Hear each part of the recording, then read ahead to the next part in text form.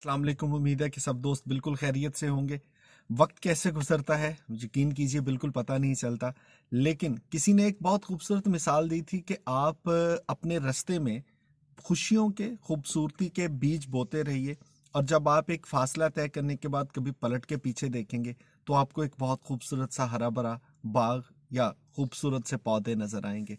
और ये वो मरहला होता है कि जिसमें आपको एहसास होता है कि हाँ, अगर आपने उस रास्ते को तय किया तो रास्ते में से गुजरते हुए आपने बहुत कुछ अच्छा किया, और वो सारी याददाश्त जो है वो आपकी एक खूबसूरत याद बन जाती है।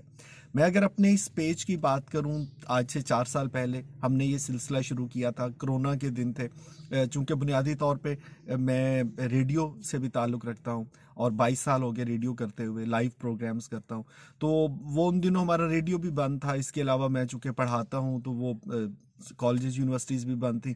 सो सारा कुछ जो है वो बिल्कुल सीज हो चुका था। फिर सोचा कि चलें इस तरह करते हैं कि वीडियो पैगामात की शक्ल में लोगों से बातचीत शुरू करते हैं।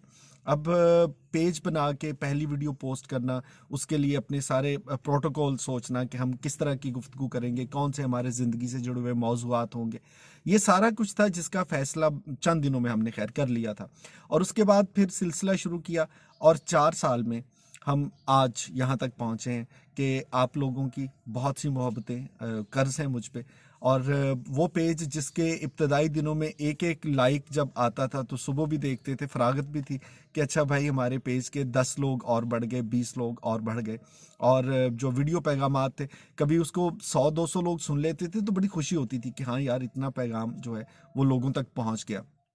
फिर वक्त गुजरता गया, ज़िंदगी दोबारा से रिदम में वापस आई, कोविड का दौर ख़त्म हुआ, मसरूफियत शुरू हुई। लेकिन ये सिलसिला बहरहाल चूंकि समझा कि अच्छा है तो इसको जारी रहना चाहिए। फिर वक्त थोड़ा और गुजरा तो ख्याल आया कि यार, जितनी वीडियोस हम गुफ्तगू की शक्ल में आपसे शेयर करते हैं, ये मौजूआत ऐसे हैं कि इन पे तहरीर भी तो की जा सकती है। फिर एक किताब लिखी। उस एक किताब के बाद इतनी पसीराई मिली, जी चाहा कि यार जो मज़ीद गुफ्तगू है उसको भी अल्फाज में ढाला जाए, तहरीर कर लिया जाए। उसके बाद फिर एक और किताब लिखी। उसके बाद फिर सोचा कि ये सिलसिला चलते रहना चाहिए, तो तीसरी किताब का मुसवदा भी तैयार होकर पब्लिशर के पास पहुंच गया। सो मौजे ख्याल पहली किताब थी, हकायत नौ दूसरी किताब थी, तीसरी किताब का नाम अभी मैं आपको नहीं बताऊंगा, क्योंकि 2-3 नाम है अभी मैंने वैसे फाइनल भी नहीं किया। तो वापस आते हैं अपनी इस वीडियोस के सिलसिले पे। तो वक्त गुजरने के साथ साथ बहुत सी ऐसी वीडियोस थी जो कि मिलियंस की तादाद में देखी गई, बहुत सी ऐसी हैं जो शायद हज़ारों की तादाद में देखी गई। सो मिल मिला के हमारा वो सफ़र जो 4 साल पहले शुरू हुआ था, करीब करीब 1000 वीडियो पैगामात का एक पूरा पोर्टफोलियो हमारे पास मौजूद है। ज़िंदगी के तकरीबन तमाम शोबों पे, ज़िंदगी से जुड़े जितने मौजूआत हैं उन पर गुफ्तगू हम आपके साथ कर चुके हैं। अब तकरीबन कोई मेरा ख्याल है कि 92,000 के करीब हमारे पेज फॉलोअर्स हैं, जो कि बहुत रेगुलरली, जिनका फीडबैक भी आता है, जो बात भी सुनते हैं।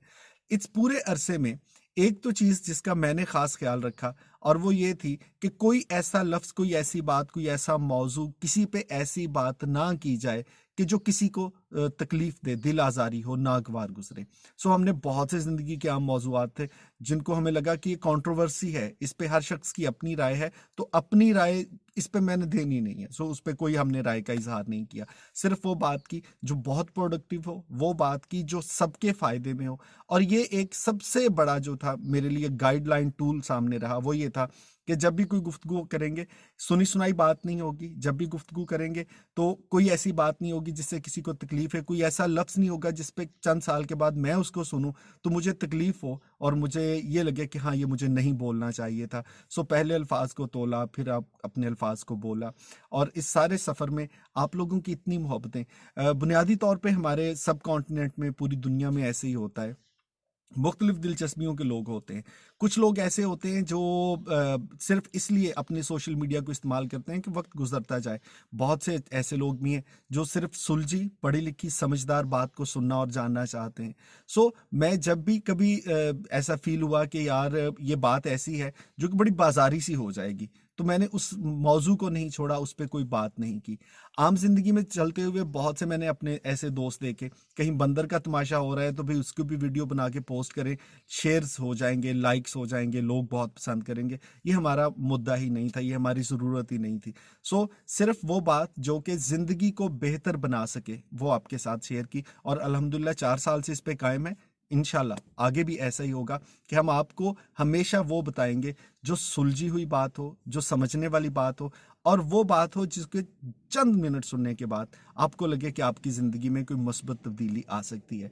बहरहाल जी, बातें बहुत सी हैं, करते रहेंगे। आपका बहुत शुक्रिया इस सफ़र में मेरे हम सफ़र बनने का, इस सफ़र में मेरा साथ देने का।